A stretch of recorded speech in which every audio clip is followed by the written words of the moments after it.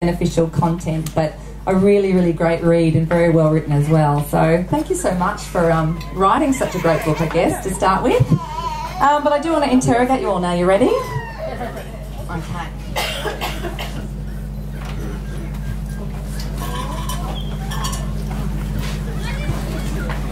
A publisher said to me once, recently actually, that writing books can destroy families. It's just such a big task.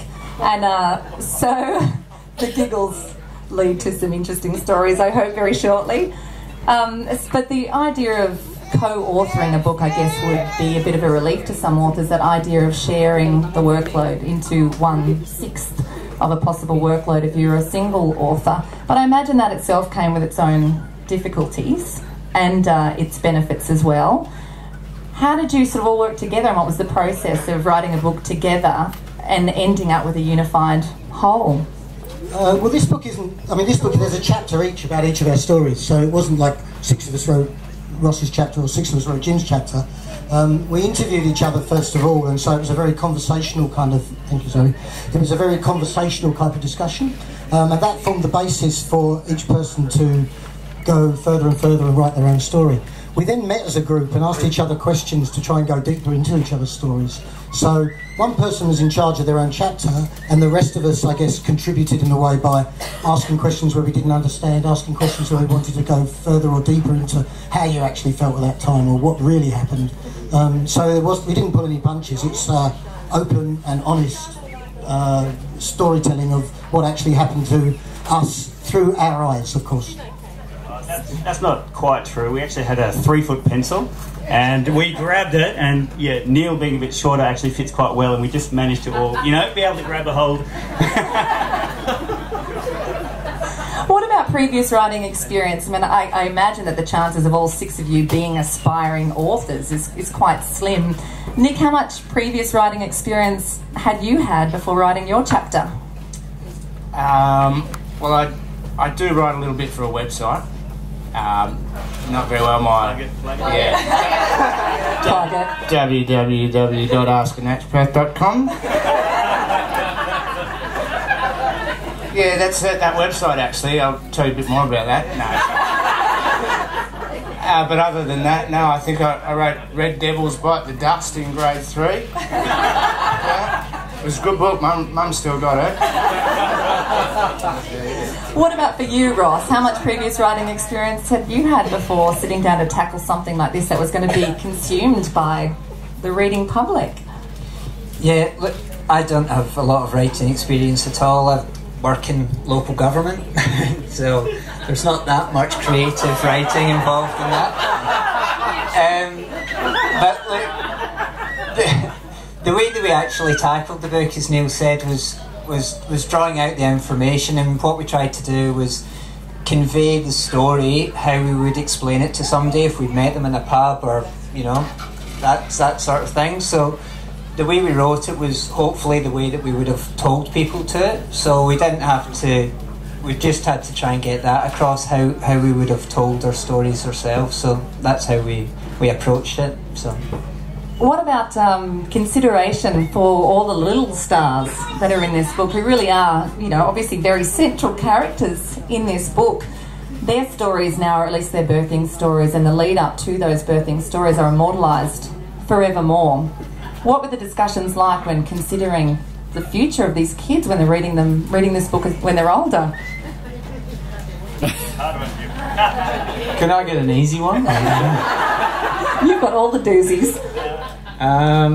Basically, someone just asked me to do an interview and then write the story, and the whole consideration about that was to keep something for myself and my family about those times as a memory. So I think everyone else was the same. Did that start to shift a little bit though, as this became more than just an archive of your own stories and it became this? For me, I gave it to my mum and she said, yeah, that's alright. I don't know what the other people were thinking, but a little bit, yeah. It is now, for sure, when people are saying they've read my story and I'm like, whoa, yeah, it's sort of sinking in a little bit now, yeah. Well, that does lead me to the doozy question, which I might put to you, Yari. Actually, I might get a couple of you to answer this one because it is a bit of a doozy. you've taken what happens within those four walls, the private sanctuary of home, and you've presented it to the world for the benefits of everybody, and fathers in particular, and partners as well. As a woman who read the book, there's enormous amount of benefit for us in there too. But you're talking about, all the intimate stuff, the emotions, the support, sex as well. How did you navigate the content with your partners?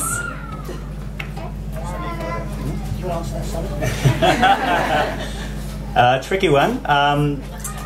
Look, basically the way we approached it, which was very, very simple, was Neil came around with a six-pack and said, I'm going to interview you, and proceeded to get us, more and more inebriated, where, the answers started to become a lot more honest and open towards the end, I think.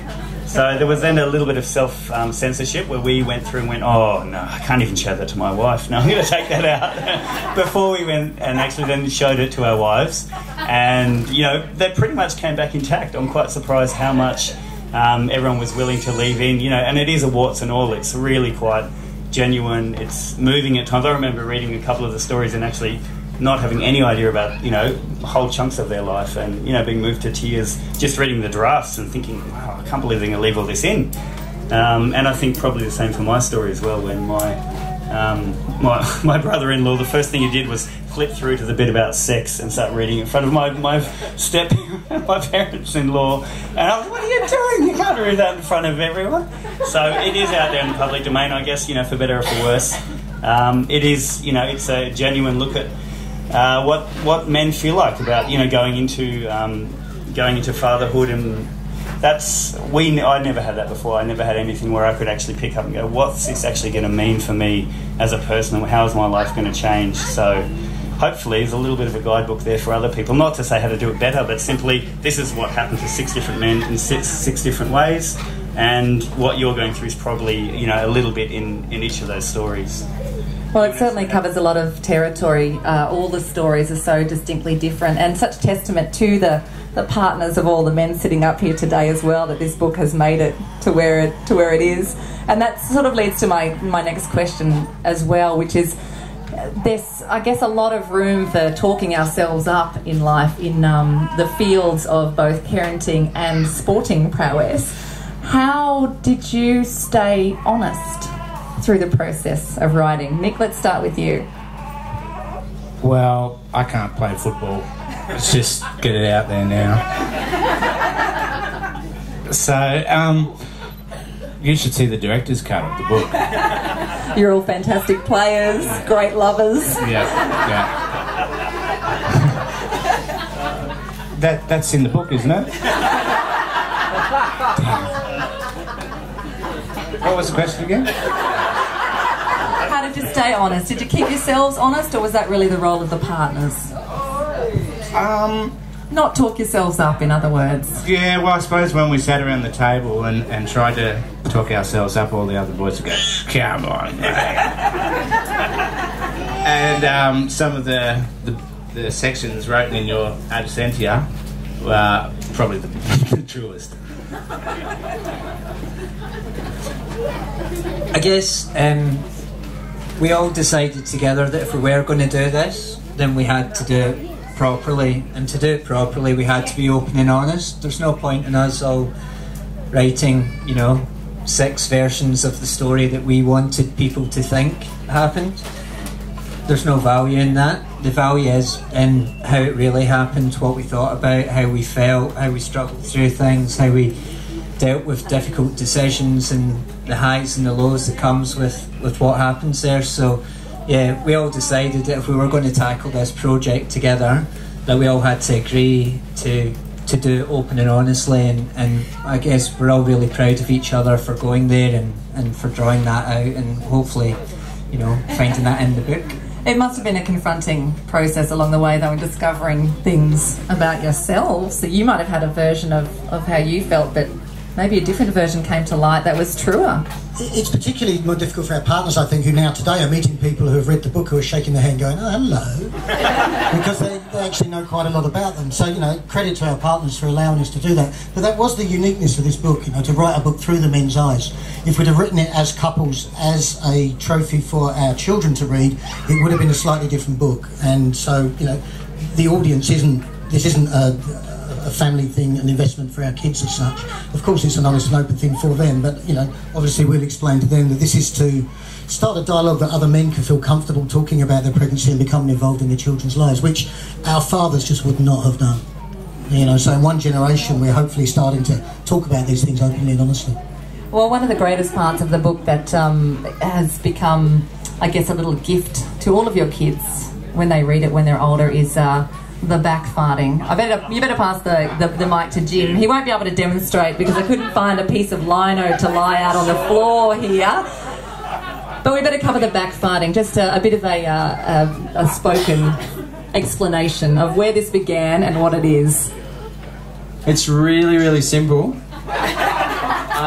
Basically, I was doing a sit-up with no top on, and these cool farts sort of sound came out from the back, and I was just like, that's gold.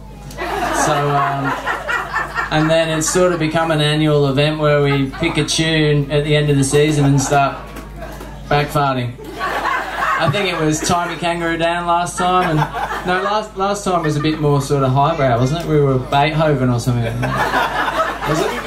Bohemian Rhapsody, yeah. So, I'd love to demonstrate for you all, but yeah, as she said, there's no lino here, so... If you corner Jim somewhere and you're standing on a shiny floor, he'll rip his top off straight away. Well, I just wanted to say thanks again to all the fellas for writing such a great book, and I certainly had moments of tears and laughing out loud when I devoured the book on a plane to Sydney. And yeah, just to say a big thanks for being brave and putting out their stories that are so full of emotion and so very real. And I'd like to welcome to the stage now Cole George, who's going to be talking to us about the Fatherhood Project, which is the foundation that all the boys decided to contribute a percentage of the money sold from these books to. So I'd like to welcome Cole to the stage.